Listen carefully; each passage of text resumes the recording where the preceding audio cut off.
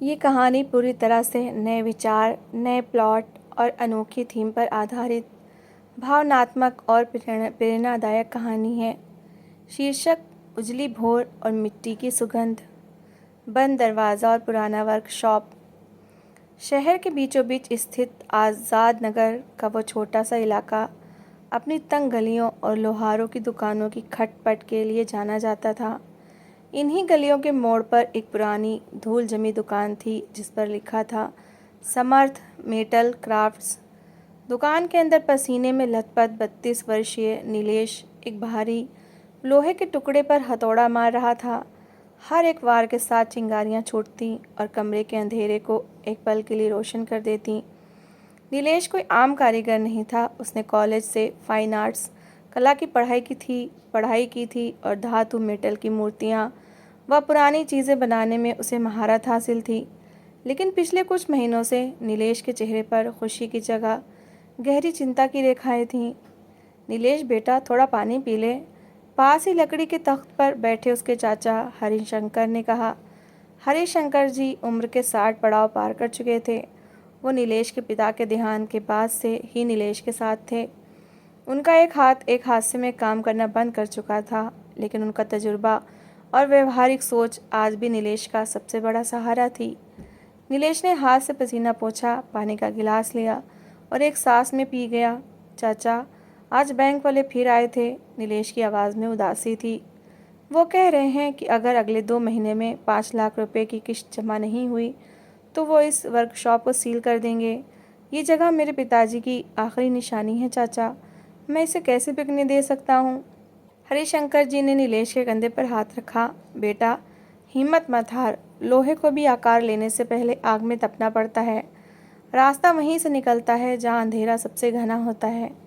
नीलेश की सबसे बड़ी समस्या ये नहीं थी कि उसमें हुनर नहीं था। उसकी समस्या ये थी कि वो ईमानदार था और समझौता नहीं करना जानता था। आजकल बाजार में सस्ती प्लास्टिक और घटिया धातुओं की सजावटी चीज़ें मशीन से बनकर बिक रही थीं। लोग हस्तकला, हैंडक्राफ्ट की कद्र भूलते जा रहे थे। नीलेश जो मूर्तियाँ और सजावटी सामान हफ्ते भर मेहनत करके हाथों से बनाता, बाजार के बड़े व्यापारी उसे कौड़ियों के भाव खरीदना चाहते थे। उसी शाम शहर का एक बड़ा बिल्डर और शोपीस व्यापारी सेठ करोड़ीमल नीलेश की वर्कशॉप पर आया। करोड़ीमल ने वर्कशॉप में रखी एक विशाल तांबे और पीतल से बनी उड़ते हुए गरुड़ की मूर्ति को देखा। वो मूर्ति इतनी जीवंत लग रही थी मानो अभी उड़ जाएगी। वाह नीलेश, काम में सफाई तो है। करोड़ीमल ने सिगार का धुआं उड़ाते हुए कहा। ये मूर्ति मुझे दे दो, मैं तुम्हें इसके 20,000 रुपये दूंगा। नीलेश चौंक गया। सेठ जी, इसमें केवल कच्चा माल ही 35,000 रुपये का लगा है। इसे बनाने में मुझे और चाचा को पूरा 1 महीना लगा है। इसकी कीमत कम से कम 80,000 रुपये होनी चाहिए। करोड़ीमल हंसा। देखो नीलेश, भाव मत खाओ। बाजार की हालत जानते हो ना, तुम्हारे सिर पर बैंक का कर्ज है। अगर मेरी बात नहीं मानोगे तो ये मूर्ति यहीं धूल खाएगी। और हाँ, अगर मेरे लिए काम करना चाहते हो तो असली तांबे की जगह मिलावटी धातु इस्तेमाल करना शुरू करो। बाहर से पॉलिश कर देंगे, ग्राहक को क्या पता चलेगा। मुनाफा आधा आधा। नीलेश का खून खौल उठा। उसने दृढ़ता से कहा, सेठ जी, ये वर्कशॉप बिक जाए मंजूर है, लेकिन मैं अपने काम में मिलावट करके किसी को धोखा नहीं दूंगा। मेरी कला मेरी पूजा है और मैं अपनी पूजा को नीलाम नहीं कर सकता। आप जा सकते हैं। करोड़ी मल गुस्से में पैर पटकता हुआ चला गया। देखूंगा कब तक अपनी इस अकड़ के साथ भूखे मरते हो। वर्कशॉप के ठीक सामने एक छोटी सी चाय की दुकान थी जिसे 20 साल की एक लड़की मीना चलाती थी। मीना के माता पिता नहीं थे। वो अपने छोटे भाई की पढ़ाई का खर्च उठाने के लिए सुबह से शाम तक चाय बेचती थी। मीना रोज़ नीलेश को मेहनत करते देखती थी। उसने देखा था कि कैसे नीलेश घंटों भूखा रहकर अपनी मूर्तियों में जान फूंकता था। उस रात जब नीलेश हताश होकर दुकान की सीढ़ियों पर बैठा था, मीना उसके लिए कुल्हड़ गरम चाय और 2 बिस्किट लेकर आई। नीलेश भैया, चाय पी लीजिए, मीना ने सहजता से कहा। नीलेश ने सिर उठाया। धन्यवाद मीना, पर मेरा मन नहीं है। मीना मुस्कुराई। भैया, मैंने सेठ करोड़ीमल की बात सुनी थी। आपने जो किया बहुत सही किया। अगर आप अपनी सच्चाई छोड़ देंगे तो आपकी कला और आम सामान में क्या फ़र्क रह जाएगा। नीलेश ने मीना की तरफ देखा। एक छोटी सी चाय बेचने वाली लड़की में इतनी परिपक्वता थी, लेकिन मीना केवल सच्चाई से पेट नहीं भरता और न ही बैंक का कर्ज चुकता है। 2 महीने बाद मेरी ये दुकान नीलाम हो जाएगी, नीलेश ने हताशा में कहा। मीना ने थोड़ी देर सोचा और बोली, भैया आप बहुत सुंदर सामान बनाते हैं, लेकिन आप इसे सिर्फ इस इलाके के 4 व्यापारी को दिखाने की कोशिश कर रहे हैं। आज की दुनिया बदल चुकी है। अगर लोग आपकी दुकान तक नहीं आ रहे तो अपनी कला को लोगों तक पहुंचाने का रास्ता बदलिए। क्या मतलब? नीलेश ने पूछा। मेरी दुकान पर जो कॉलेज के बच्चे चाय पीने आते हैं वो दिन भर अपने फ़ोन में तस्वीरें देखते हैं और सामान ख़रीदते हैं। वो कहते हैं इसे इंटरनेट या सोशल मीडिया कहते हैं। आप अपनी इन मूर्तियों को उस फ़ोन के अंदर क्यों नहीं डालते? मीना की बात में एक मासूम लेकिन क्रांतिकारी सुझाव था। नीलेश को इंटरनेट की ज़्यादा जानकारी नहीं थी। उसके पास एक पुराना कीपैड वाला फ़ोन था। मीना अपने छोटे भाई सोनू को बुला लाई, जो 12वीं में पढ़ता था और स्मार्टफोन चलाना जानता था। सोनू ने नीलेश की बनाई हुई मूर्तियों, उनके बनाने की प्रक्रिया और नीलेश के हथौड़े मारने के दृश्यों के छोटे छोटे वीडियो बनाए। सोनू ने एक सोशल मीडिया पेज बनाया और उसका नाम रखा the honest craft. The honest craft शुरुआत के 15 दिनों तक कुछ नहीं हुआ। कोई व्यूज़ नहीं आए, कोई ऑर्डर नहीं मिला। बैंक से नोटिस पर नोटिस आ रहे थे। नीलेश का धैर्य जवाब दे रहा था, चाचा ये सब बेकार की बातें हैं। मुझे लगता है मुझे कोई छोटी मोटी नौकरी कर लेनी चाहिए। नीलेश ने उदास होकर कहा। हरिशंकर जी ने एक पुरानी लोहे की छड़ उठाई और बोले, नीलेश जब हम लोहे को मोड़ते हैं तो वह आसानी से नहीं मुड़ता। जब वो लाल गर्म होता है तब भी उस पर बार बार वार करना पड़ता है। अंतिम वार से ठीक पहले लोहा सबसे ज़्यादा कड़ा महसूस होता है। बस थोड़ा सा धैर्य और रख। उसी रात सोनू ने नीलेश का एक 60 सेकंड का वीडियो अपलोड किया। उस वीडियो में कोई गाना नहीं था, केवल नीलेश के हथौड़े की आवाज़ थी, उसकी आंखों की लगन थी और अंत में उस तांबे के गरुड़ की दिव्य चमक थी। साथ ही नीलेश की आवाज़ में एक छोटा सा संदेश था, मशीनें सामान बनाती हैं लेकिन हाथ दिल से कला बनाते हैं। जब आप हमारी एक मूर्ति खरीदते हैं तो आप केवल धातु नहीं बल्कि एक कारीगर की निष्ठा खरीदते हैं। अगली सुबह जब नीलेश उठा तो सोनू दौड़ता हुआ वर्कशॉप में आया। उसका चेहरा खुशी से लाल था। नीलेश भैया, चाचा जी, कमाल हो गया, सोनू चिल्लाया।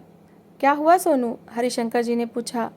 भैया आपका वो वीडियो रातों रात लाखों लोगों ने देख लिया है, वायरल हो गया है, देश भर से लोग कमेंट्स कर रहे हैं। नीलेश ने अविश्वास से सोनू का फ़ोन देखा। उस वीडियो पर 5 लाख से ज़्यादा व्यूज़ थे और हज़ारों संदेश थे। लोग नीलेश के हुनर और उसकी प्रामाणिकता के दीवाने हो गए थे। संदेशों में लिखा था, क्या यह मूर्ति बिक्री के लिए है?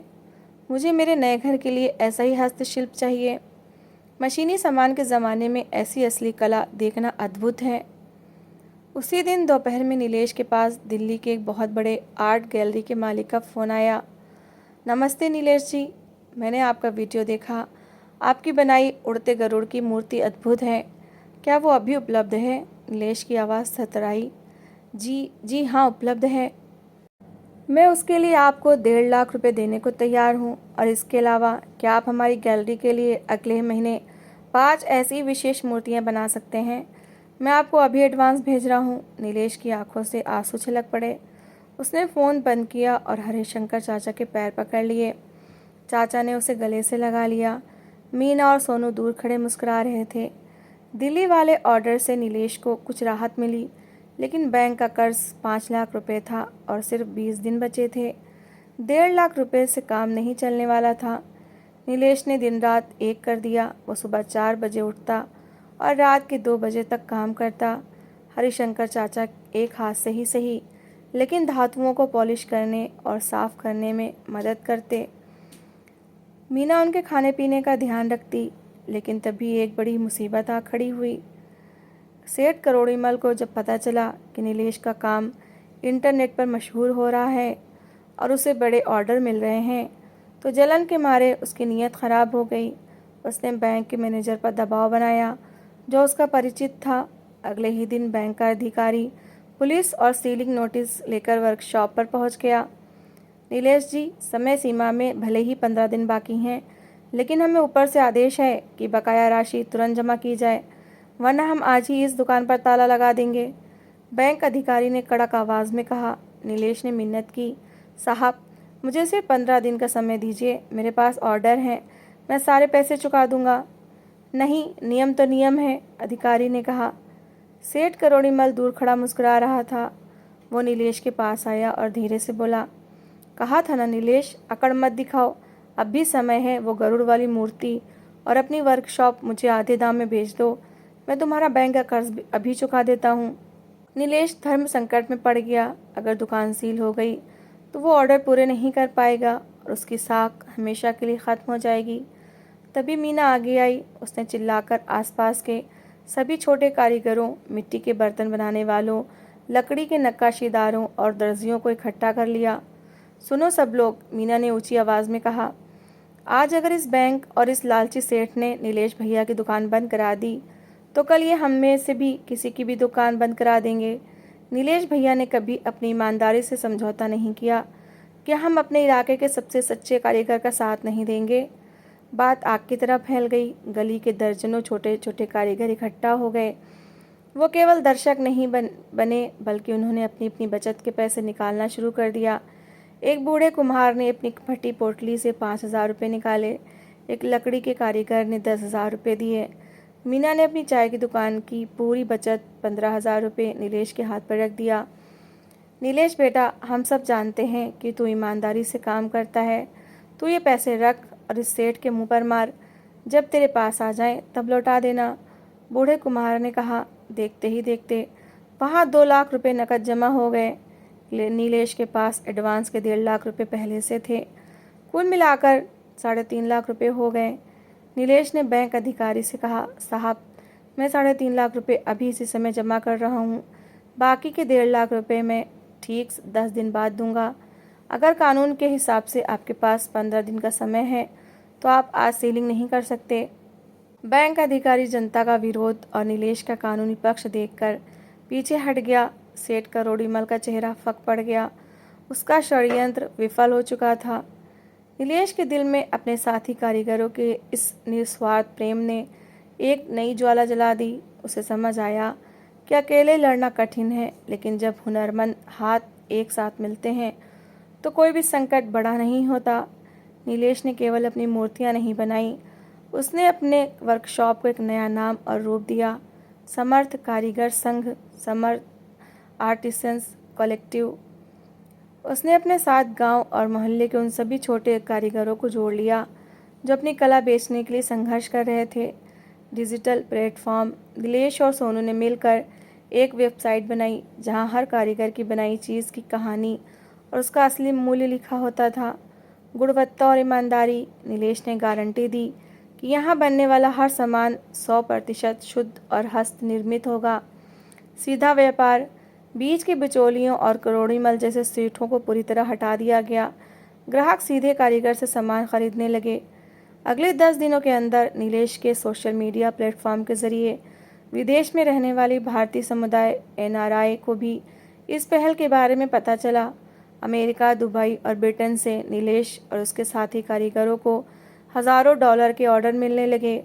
10वें दिन नीलेश ने बैंक जाकर पूरे 5 लाख रुपए का बकाया कर्ज चुका दिया और अपनी वर्कशॉप के कागजात गर्व से वापस ले लिए। 1 साल बाद वही तंग गली आज एक जीवंत सांस्कृतिक केंद्र बन चुकी थी। समर्थ मेटल क्राफ्ट्स अब एक बड़ी 2 मंजिला सुंदर इमारत में बदल चुका था। वहाँ केवल नीलेश नहीं बल्कि 50 से अधिक स्थानीय कारीगर, महिलाएं और युवा काम कर रहे थे, जिन्हें कभी अपनी रोजी रोटी के लिए तरसना पड़ता था। वो आज सम्मानजनक जीवन जी रहे थे। मीना के भाई सोनू की पढ़ाई का खर्च अब नीलेश उठा रहा था और मीना स्वयं उस संघ की मुख्य प्रबंधिका मैनेजर बन चुकी थी। एक दिन राज्य के हस्तशिल्प मंत्रालय की ओर से शहर में एक बड़ा राष्ट्रीय कला मेला आयोजित किया गया। मेले के सबसे बड़े स्टॉल पर नीलेश की बनाई हुई मूर्तियां रखी थीं। उस मेले में सेठ करोड़ीमल भी आया था। उसकी घटिया और मशीनी सामान वाली दुकान अब ग्राहकों के अभाव में घाटे में चल रही थी। करोड़ीमल नीलेश के स्टॉल के पास आया। उसकी आंखों में अब अकड़ नहीं बल्कि शर्मिंदगी थी। नीलेश, करोड़ीमल ने झिझकते हुए कहा, मुझे माफ़ कर दो, मैंने तुम्हारी कला और तुम्हारी ईमानदारी को कम आंका था। क्या तुम मुझे अपने इस संघ के साथ काम करने का मौका दोगे? मैं तुम्हें अपनी दुकान में जगह देने को तैयार हूँ। नीलेश ने मुस्कुराकर शांति से कहा, सेठ जी, माफ़ी की कोई बात नहीं है, लेकिन हम व्यापारी नहीं, कारीगर हैं। हम सामान नहीं बेचते, अपनी निष्ठा बेचते हैं। अगर आप अपनी सोच बदल सकते हैं और मिलावट छोड़कर ईमानदारी से काम करने को तैयार हैं, तो हमारे संघ का दरवाज़ा आपके लिए हमेशा खुला है। करोड़ीमल का सिर झुक गया। उसने स्वीकार किया कि ईमानदारी और हुनर का कोई मुकाबला नहीं कर सकता। शाम के समय जब मेला समाप्त हुआ तो नीलेश, हरिशंकर चाचा और मीना वर्कशॉप की छत पर खड़े थे। ढलता हुआ सूरज आसमान में नारंगी और लाल रंग बिखेर रहा था। नीलेश ने अपने हाथों को देखा। उन हाथों पर हथौड़े के घट्टे पड़े थे, लोहे की रगड़ के निशान थे, लेकिन वो हाथ आज आत्मनिर्भरता और आत्मसम्मान के प्रतीक थे। चाचा, नीलेश ने कहा, अगर उस दिन आपने मुझे लोहे और आग की बात ना सिखाई होती तो शायद मैं हार मान लेता। हरिशंकर जी ने नीलेश के सिर पर हाथ रखा और बोले, बेटा, हुनर ईश्वर का दिया हुआ वरदान है। जो इंसान अपने हुनर की इज्जत करता है और कठिन से कठिन समय में भी अपनी ईमानदारी का रास्ता नहीं छोड़ता, ईश्वर खुद उसका हाथ थाम लेते हैं। तुमने आज साबित कर दिया कि असली कारीगर केवल धातु को नहीं मोड़ता, वो अपनी किस्मत के पन्नों को भी मोड़ सकता है। मीना ने सबके लिए चाय के कुल्हड़ आगे बढ़ाए। सबने चाय की चुस्की ली। सामने फैली शहर की रोशनी में नीलेश को अपनी वर्कशॉप का वो बंद दरवाज़ा याद आया और उसने महसूस किया कि ईमानदारी, लगन और अपनों के साथ से बड़ी दुनिया में कोई ताकत नहीं होती। इस कहानी से सीख, मोरल ऑफ द स्टोरी, ईमानदारी और स्वाभिमान। कठिन से कठिन समय में भी अपने सिद्धांतों और ईमानदारी से समझौता न करें।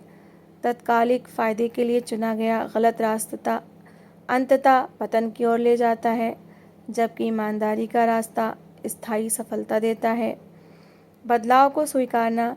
यदि परिस्थितियां विपरीत हों तो अपने हुनर को छोड़ने के बजाय काम करने और उसे दुनिया तक पहुंचाने के तरीकों में बदलाव लाएं, जैसे पारंपरिक कला को डिजिटल दुनिया से जोड़ना। एकता में बल। जब विपत्ति आती है तो अकेले लड़ने के बजाय समाज और साथियों के साथ मिलकर प्रयास करने से बड़ी समस्या का समाधान हो सकता है। सच्चा नेतृत्व। जब आप सफल हों तो केवल अपने विकास तक सीमित न रहें, बल्कि अपने साथ जुड़े अन्य लोगों और समाज को भी ऊपर उठाने का प्रयास करें। तो दोस्तों, इस कहानी को लेकर आपकी क्या राय है? कमेंट सेक्शन में अपनी राय ज़रूर शेयर करें। और अगर आपको हमारी आज की कहानी अच्छी लगी हो तो प्लीज़ इसे लाइक, शेयर ज़रूर करें। और ऐसी ही emotional, suspense, family story, love story, motivational story को सुनने के लिए मेरे चैनल को सब्सक्राइब ज़रूर करें। तो मिलते हैं एक नई और दिलचस्प कहानी के साथ। Thanks for watching.